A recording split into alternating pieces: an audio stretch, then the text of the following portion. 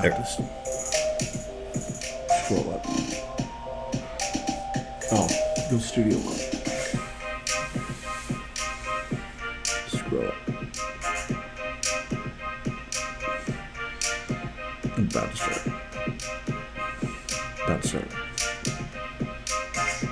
Oh, we ain't set it up yet. It's alright, fine. The studio, hold on. Hold on, I'll go keep this going.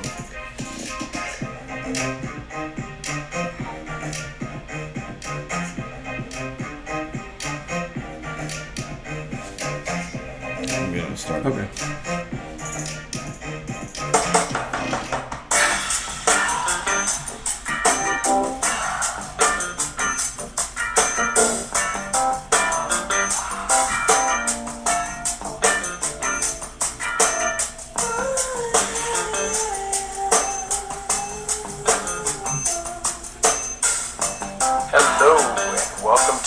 Episode of Stu and the Nunn, an online radio show and podcast.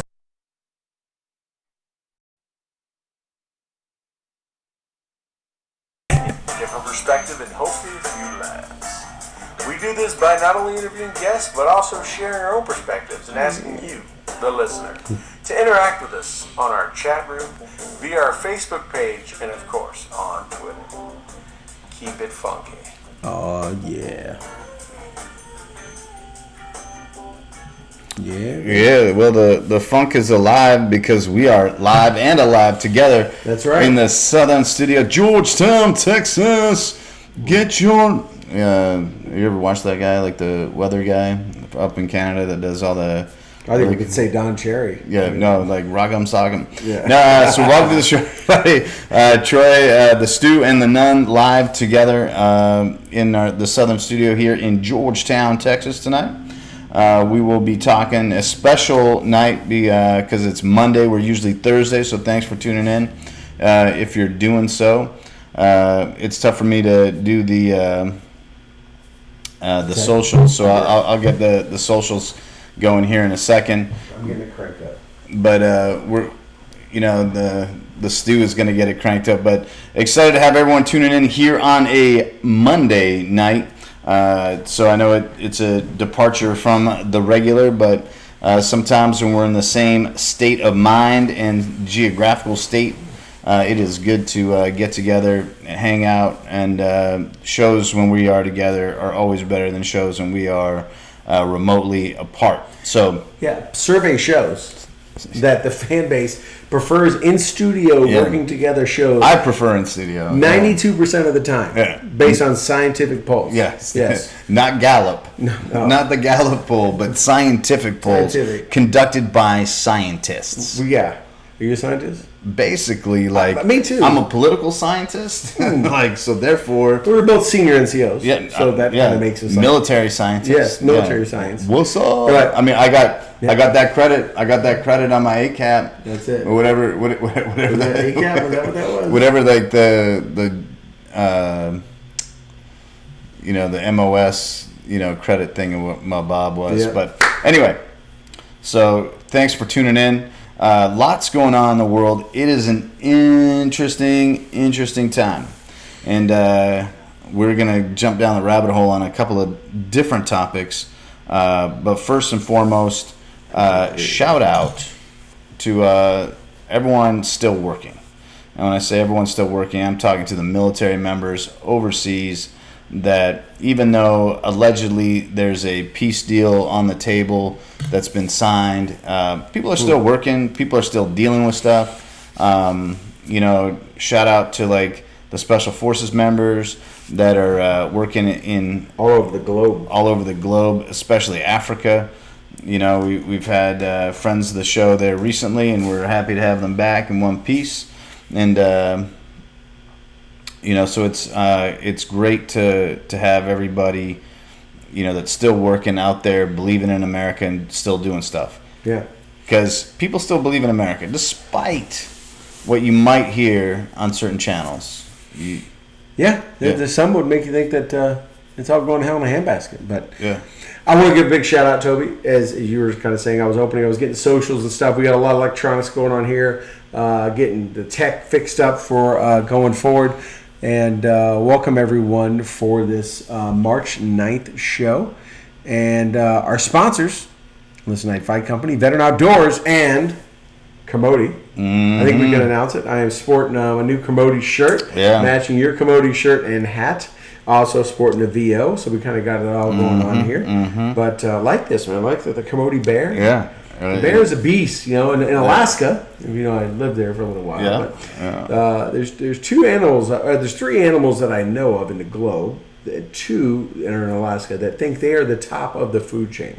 Right? The bear is one of them. The polar bear, who thinks definitely apex. He is definitely apex. He does not fear anything. Yeah. The honey badger.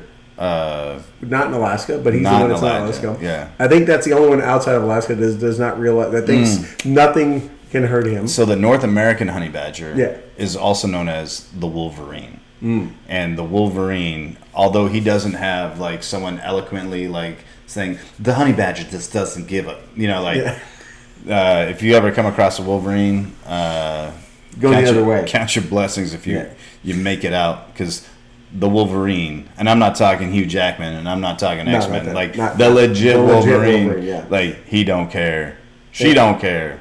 And the other one is the Kodiak bear, also on his little island of Kodiak, does not have domain. Having hunted there and seen as closer than we are in this room, they do not fear anything and think that they rule the roost. So, well, they are apex as well. Yes, yeah. Now, coastal browns, grizzles, something else. But the Kodiak and the polar bear, top dog. I love the Commodity bear. It shows that sign, top dog, doesn't fear anything. I don't know if that was intended when you picked the bear, but I'm going with it. That's part of it. But the Commodity bear is also special because while it is, absolutely spiritually the top of its totem pole, it also is pretty chill with humans. Right. When it comes down to fishing, pretty solid fisherman. But anyway, so look forward to doing more with that. I'm trying to do socials as well. I got distracted. Getting the watch party set up. Yeah, you got to get that watch party. All right, so a couple of things we want to talk about. We're going to start off. Since our last conversation, since our last show, some things on the political circuit have changed. All right, politics. So we're going to jump in with some election type stuff. All right, so Super Tuesday's gone down. Yep. And we're about to have another Big Tuesday mañana. And there's a couple states tomorrow, right? There's 300 plus delegates up for, I think it's 350 something, are up for bids tomorrow. You didn't freeze. Toby froze. Hold on, just so you. Yeah. I think I thought my video froze. So we have two people going head to head, and it's curious that we got two people going head to head because the establishment clearly want one of those people. However, the people in some locations, primarily California and New York, want one person. And now the establishment has rallied around like their establishment guy.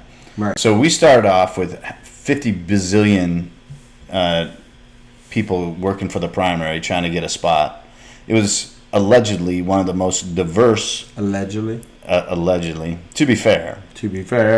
It was one of the most diverse primary runs that she's ever seen. Yet here we are, down to two elderly. I think that's the appropriate term. Damn near geriatric. Yeah, I think we're gonna go there. White dudes for a party that in the last 3 elections, see, 8, 12, 16. It was a party whose base, or at least the loudest part of the party, was all about we don't want old white men. Am I correct? Yeah, we need diversity. Holler. Right? Holler if you hear me. And even in this campaign season, when we started with a field of 20-something, right? As minorities continue to get whittled out of the race, it started this critique of how dare you not let Kamala Harris or Cory Booker or this, right?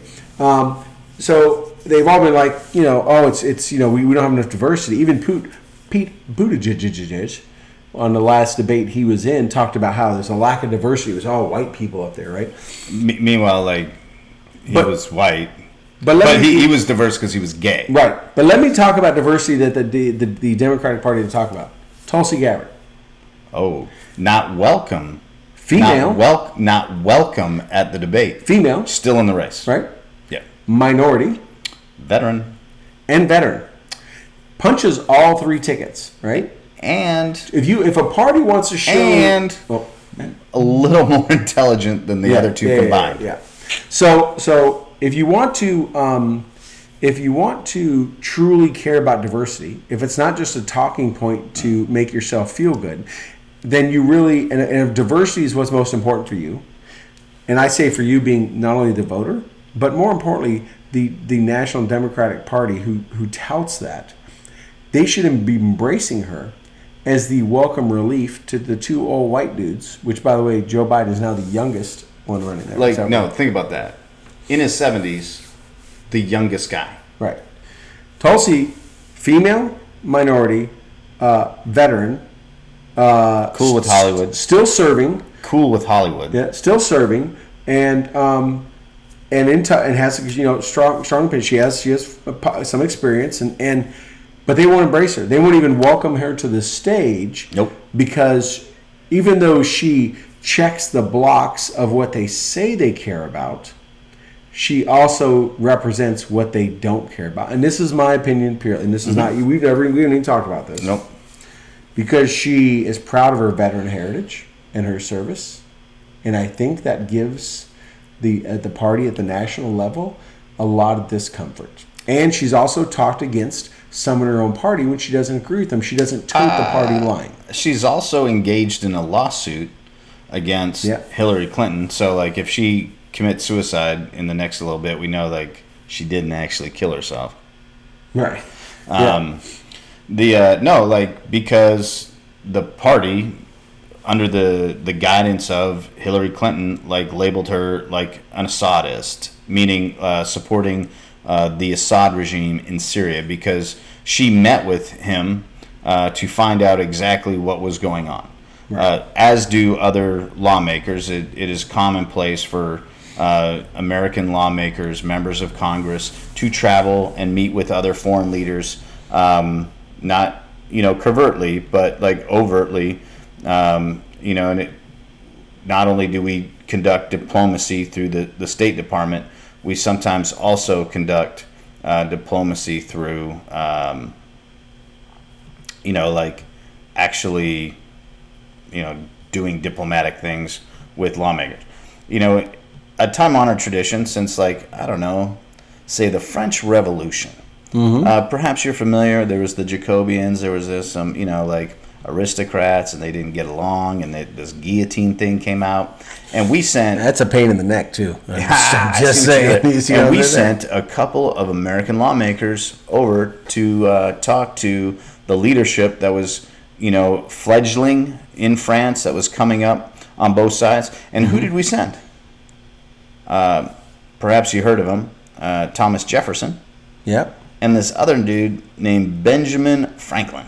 He liked the ladies, from what I hear. Holla. But, this is a time-honored tradition within our country. And, to send, lawmakers to other countries to talk. I'm not talking about sending Sean Penn to, try and make himself a human shield, for Saddam. I'm talking about, a lawmaker going so much that there's actually an act. There is a piece of legislation that limits how lawmakers can actually talk on behalf, or to declare if they're not speaking on behalf of the administration. And that name of that act is on the tip of my tongue, and I'm about to be embarrassed. So maybe Rob can find it real fast. But the reason I bring it up is because John Kerry has gone and talked to. Oh, the Hatch Act. Yes. The Hatch Act. That's what you're talking about. Yes, yes. So sorry, Rob, I beat you to the punch. It just popped in. She didn't do that. So but they were doing anything they could to discredit her because like she was going to do better than everybody else. Right. Her policy, she's got a great following, but the establishment don't want her, so like they straight up spiked her. Like put people out, started spreading lies about her. And it honestly, if it wasn't for Joe Rogan, like kind of openly correcting some of those lies with media. He's corrected guests, that worked for the New York Times on his show. He's gone publicly and Logan Act. My bad. Logan. Doug. What's the Hatch Act? I forget that. I don't know. Logan sounds better. Logan Act. Yeah, that's right. There's a Hatch Act too. I don't remember what it is, Yeah. but anyways. But like when you do it, like you're supposed to. Rob says Hatch. Doug says Logan. We'll let him figure it out. Maybe it's the Logan Hatch Act. Yeah, maybe that first name and last name, but like. They painted her in a bad light, and so she went against kind of the party drumbeat, is suing former Secretary of State and presidential candidate Hillary Clinton, and with that kind of ended her like run. Right. She's still running, but like they kind of rallied the wagons around like drumming her out of the thing, but she's still in there and she's still hanging in. She's still campaigning. She's a great message. She's probably the most moderate message. She's the most intelligent person on that thing, and like I think so. And she punches, like I say, punches all the right tickets. Yeah, there's no way. I said before all the other candidates were pressured to drop and endorse Joe Biden all at the same time, which there's no doubt they were. It was too coincidental. That they should have invited her on a stage. There was no reason once they whittled down to 8 or 9 people not to allow. I get it when they didn't do it at first. There were 20-something people. You can't put them all on there. Yeah. We saw in the last debate before they all dropped how that shit show turned out with them all screaming at each other the whole time. So obviously you can't do it 20-something people. Yeah. But there was no reason not to allow her on. So the one time that she was on the stage, she went up against Kamala Harris and she slayed her. Yeah. And like ended really Kamala Harris's like run. Like, I think you can give Tulsi absolute credit for, like, ending her run. Yeah, I think so. Like, she took her out. I don't know how she's still funding. I don't know how she's still staying in, but she is not dropping out. No. One of two reasons why. One, she's operating a very efficient campaign, a fiscally responsible campaign and can do it. What? Two, she's not succumbing to the pressure of the DNC like the other ones just did, where they all were. Like, that was... So you got Mayor Pete, who won, like New Hampshire. If you win New Hampshire, you're almost automatic. It's almost always the one that gets it. Right? He won New Hampshire. He did well, seconds and thirds in other states. Yeah. And he just like abandoned. No, he won Iowa. Yeah. Abandoned. And then turned right around to a guy that was dead last in all of that. By the way, big shout out. Sorry, Rob. Doug was right, and they admit it. Yeah, so it was the Logan Act. Rob's like, yeah. So who knows, man? Doug, an officer was correct for once. Hard to believe. There. Yeah. Hard to believe. Anyway, so we got another big Tuesday tomorrow, and we'll see how it shakes out. But honestly, I was talking to someone that is not as paying attention as to the politics as I do, and even that person who will remain anonymous out of respect was like, and this person's a Democrat, is like, I just am not even interested anymore because they are not interested in what we think. So in trying to inspire people to go and vote and be heard and get a better turnout, they're actually like making their membership disenfranchised. Yeah. And that's unfortunate. We talked about it last week. If you want to make change, you gotta make change, and you have to make legitimate things. You can't just Warren's issues of like, I got a plan for this, I got a plan for that, and then it's like, let me hear that plan, and then no plan. But we talked about the other day, right? That I think last week or the week before, maybe both, that Bernie's got he has fans, he has loyalists, right? Ooh. And the Bernie army is not going to take kindly to Joe Biden. They're not taking kindly to it now, to him running away with it. We've also talked about, it doesn't matter who gets it, that none of them can hold a candle to the president in debating and going against each other. If anything, Biden is somewhat moderate. Of course, it doesn't help when he grabs Beto and throws him up there and says, "You're going to help me do gun control." It's like, wow, you just took yourself about as far left as you could, short of being Bernie himself. But it's obviously that's appeasement. That's the establishment, right. Trying to keep poster boys together. And now there's rumors that maybe Amy Klobuchar is his VP pick, right? Got to pull that minority because the old white dude can't do it, so you got to pull in a minority. Yeah. I think unfortunately it's going to be awkward if she is, because when she took when she gave that speech, she said that there was no quid pro quo. Yeah. Between Biden and her. I think that word was coming back, but they brought it back. I wonder though. And so if she gets the nod to be the running mate, that speech where she abandoned an okay campaign, right?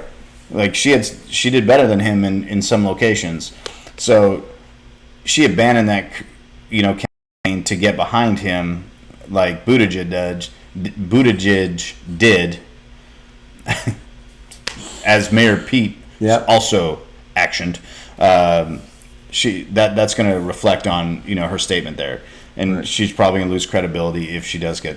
But someone like Beto, I wouldn't doubt a bit if they threw Beto in there as a VP candidate, just because they're trying to freshen up that younger look. They can't take on someone that just got subsunk. They've all been subsunk though, haven't they? Yeah, Kamala's not going to, Booker. They just got handed to the, and one of the reasons they got handed to him is Cory Booker, isn't going to be able to, even though he tried and kind of bluffed a little bit, and grandstanded, isn't going to pass the scrutiny. Here's a guy that's used congressional slush fund money to cover up, multiple domestic violences, right? So, what do you think? Let me ask you this: what do you think if he tries to bring Hillary in as a VP pick? I think that'd be adorable. I think that's cute. A guaranteed way to not make it through your presidency. I think that's adorable. I think it's cute, and I would take the over under right now on how long he lives. Yeah. That would be. It seems like he would pull that, even though his pollsters and people should know that she's not super popular. But that's probably almost one way to guarantee you won't finish 4 years, right? Yeah. January 23rd. Let's take it back to 1963. Right. Let's take it back to LBJ. Was it the blood still wet? Was it January 21st is inauguration day usually, right? 20th, 21st area. On the 23rd. Yeah. Lone survivor or designated survivor, Vice President Hillary Clinton, being sworn in an emergency session due to brain aneurysm caused by shotgun wound to the back of the head. Self-inflicted. In an open limo. In an open limo. Driving 5 miles an hour. I'm bringing the motor pools back.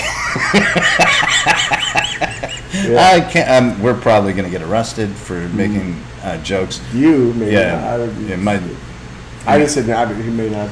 Yeah, but anyway, so it is hilarious. To read the chat here. We got a lot going on. It's hilarious how all this is shaking up, and it's very deliberate. So if you don't think it's deliberate, you're a fool. When you see the party start whipping, there's a reason why there's positions in these parties called whips. And for people that are unfamiliar with that term, the party whip is the designated of that party within the halls of Congress, whose job is to go around and whip the membership into the party line, right, into shape. And when you have the party whips going around, because there's a top whip and a deputy whip, assistant whip, assistant to the assistant whipper. These are all made up terms. There's a lot of stuff going on there. But you had two candidates that outperformed another candidate yield their campaigns to that candidate to build a unified front against another candidate. Another candidate, by the way, that got spiked by the very same party the previous election cycle. Yeah. And so if you don't think they're capable of doing it, just ask Donna Brazil or anyone else. I mean, like, take their words for it. Yeah. They rigged the results. They rigged the debates. They did everything in their power to, like, get after it. And there you have it. Now, let's talk diseases. Because we are, yeah. Hand sanitizer. Yes. Don't be a Neanderthal. Wash your hands. That's it. Don't be a heathen. So don't be a degen from up country. Yeah. Don't be a degen from another country, and don't be a degen from up country. Yeah. And when I say up country, I mean DC. I think DC stands for degenerates in the degen. Yeah, I think. It's degens. Yeah, it's straight degens. We just call it swamp now, but it's the same thing. Yeah, I mean, look, but. Let me get your take. Give me your take on it. We haven't talked a lot about this either. Obviously, we saw today, let's start with right? The market absolutely tanked and crashed. It's been on a crazy roller coaster all last week. I think people were hoping and thought that was worse it was going to get, and it just got freaking destroyed this morning, like somebody that had dirt on Hillary or something. We had that happen. 5 minutes into trading, they halted trading because it took such a dive. It's been... Don't even look at your portfolio. Here's Stu and the Nunn stock advice. Here's Money Financial Matters. Don't look at it. If it shows up in the mail, your quarterly, just burn it. There we go. That's covered. You're going to do yourself more harm than good. Now let's move on to. On a side note, now's a good time to buy. Yes, actually, take that to the next thing. What's that angry dude that always says, now is a good time to buy. Now's a good time to buy. I can't, I don't get paid to give this advice, and I don't know how qualified I'm to give stock advice, but let me say, I would stay away from travel industry, maybe, no airlines, hotels, maybe those kind of things, stay out of those. Go heavy into Costco, Charmin, or Purell. Johnson & Johnson, anything like that. And any company working towards a virus cure. Yeah. I would think. If you know someone in the pharmaceutical industry that's like working towards a cure, or is part of the distribution channel of the cure. Even the company that makes the crappy sandpaper toilet paper for the Army that the Army buys, it just chaps your butt literally. They're probably even a good shot right now. What's the blind school in Texas that always makes all the cleaning stuff for the Army? Oh, Lighthouse. Yeah, they always make all the cleaning stuff. I don't know if they're a public company, but that's probably a good place. They make cleaning stuff. Febreze, Lysol, anything like that. Clorox wipes. Probably good stocks to invest in right now. Stay away from travel. Probably oil's not a good one right now. Or you could be like the commercials we see every minute. Invest in gold. Invest in your future. Precious metals. Precious metals.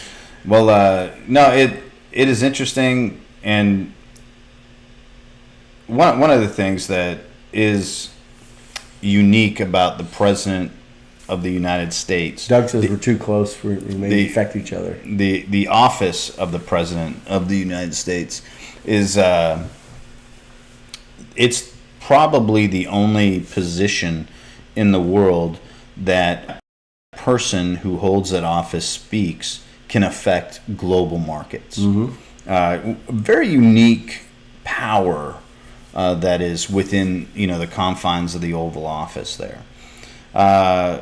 But this is one of those positions that I don't think it matters what he says. People have been able. They've bought this bill of goods. Yeah. And they are riding this pony. Here in Austin, Texas, one of the biggest one of the biggest revenue generators the city has every year is a small little humble festival called South by Southwest, where some like minor things got launched, like Twitter, Foursquare, social media things. A lot of social media things, a lot of movies like premiere at it, where other things happen. It is been canceled.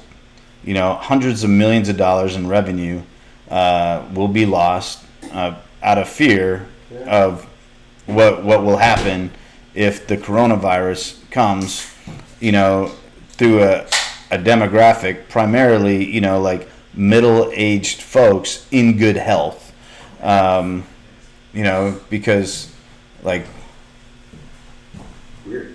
Yeah, what's, my man's over there behind the scenes stuff trying to take a shot of that, the go juice, and it like got him the little twitch.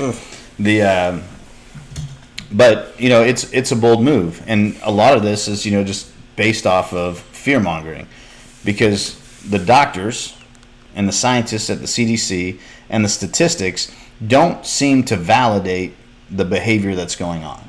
Right. And that's my take. That's okay. Let me get this out. Everyone knows that like I'm not just a guy walking around beating some drum for like the current administration. Like I try to be as like objective as I possibly can. And what I see here is the data just doesn't support the reactions that are happening. Yeah, and definitely don't. It may get bad. Let me just say, I'm for going to record. It may get really bad. It may end up being worse than but it's not that way right now for everyone to just like run around like there's dumpster fires falling from the sky.